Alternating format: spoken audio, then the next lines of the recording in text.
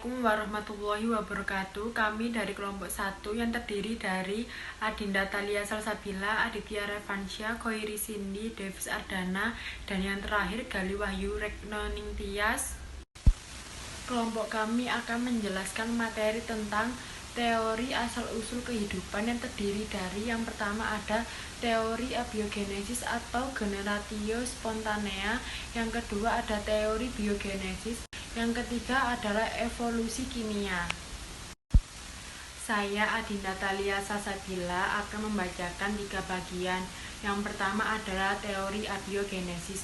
Teori abiogenesis ini merupakan kehidupan berasal dari materi yang tidak hidup atau benda mati, dan pembentukan terjadi begitu saja atau secara spontan, bisa dikatakan generatio spontanea. Yang kedua, teori abiogenesis dipelopori oleh yang pertama ada Aristoteles yang mengatakan makhluk hidup terbentuk dengan sendirinya.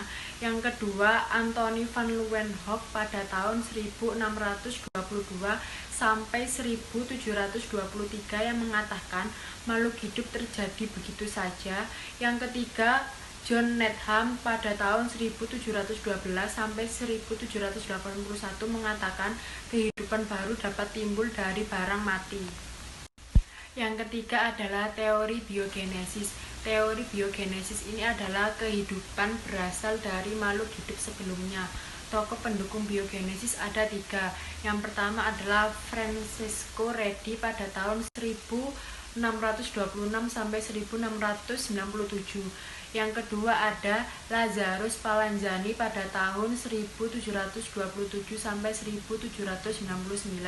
Yang ketiga ada Louis Pasteur pada tahun 1822 sampai 1895. Percobaan Redi. Stoples 1 diisi sekerat daging dan dibiarkan tetap terbuka. Hasil, setelah dibiarkan selama beberapa hari, daging menjadi busuk dan ditemukannya banyak belatung. Pada stoples 2 diisi sekerat daging dan ditutup rapat. Hasil, setelah dibiarkan selama beberapa hari, daging tidak membusuk dan tidak ada belatung. Pada stoples 3 diisi sekerat daging dan ditutup menggunakan kain kasa. Hasil, setelah dibiarkan selama beberapa hari, daging membusuk dan tidak ditemukan banyak belatung. Kesimpulan pada percobaan Redi sendiri adalah larva atau belatung yang terdapat dalam daging busuk pada stoples 2 dan 3 bukan termasuk dari daging yang membusuk, tetapi berasal dari telur lalat yang ditinggal pada daging tersebut ketika lalat hingga pada daging tersebut. Hal ini akan lebih jelas jika dilihat pada tabung 3. Yang tertutup menggunakan kain kasa, penutupnya ditemukan lebih banyak belatung dibanding pada daging tersendiri. Percobaan Spallanzani.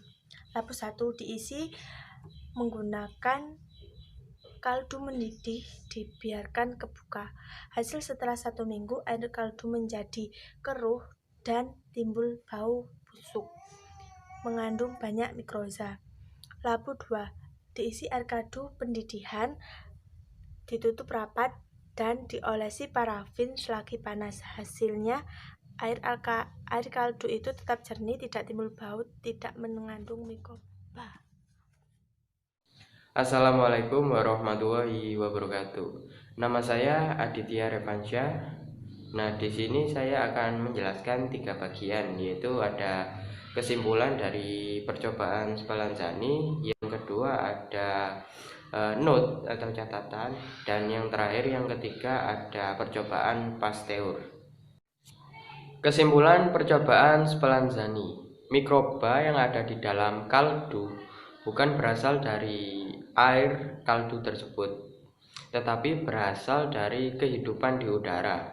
Jadi karena ada pembusukan, telah terjadi kontaminasi mikroba dari udara ke dalam air kaldu. Selanjutnya ada note atau catatan. Namun, paham abiogenesis menyatakan keberatan terhadap eksperimen ini karena mereka untuk terbentuknya mikroba atau MH dalam air kaldu diperlukan udara.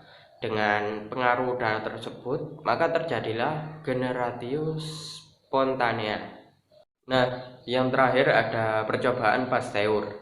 Pada diagram, labu leher diisi air kaldu, kemudian dididihkan seperti gambar yang ada di kanan.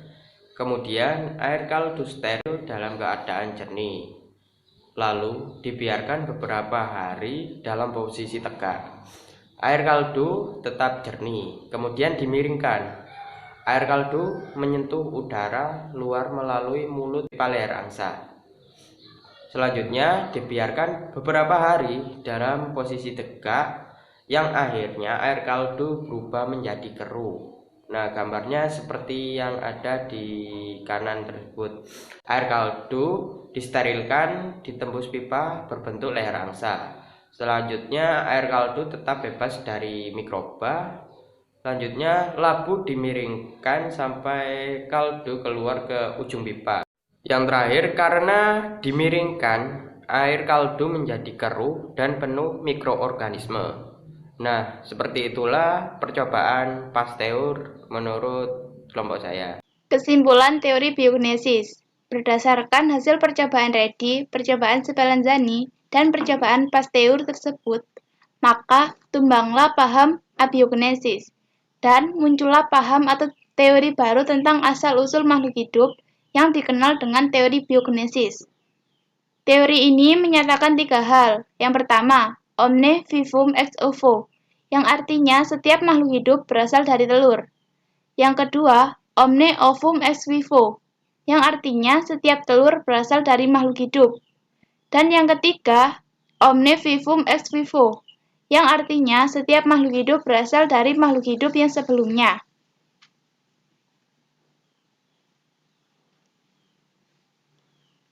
Untuk teori yang ketiga, yaitu tentang teori evolusi kimia. Harold Urey, Stanley Miller, dan A.I. Oparin berpendapat bahwa organisme terbentuk pertama kali di bumi ini berupa makhluk bersel satu. Selanjutnya, makhluk tersebut mengalami evolusi menjadi beberapa jenis makhluk hidup seperti protozoa, porifera, moluska, dan yang lainnya.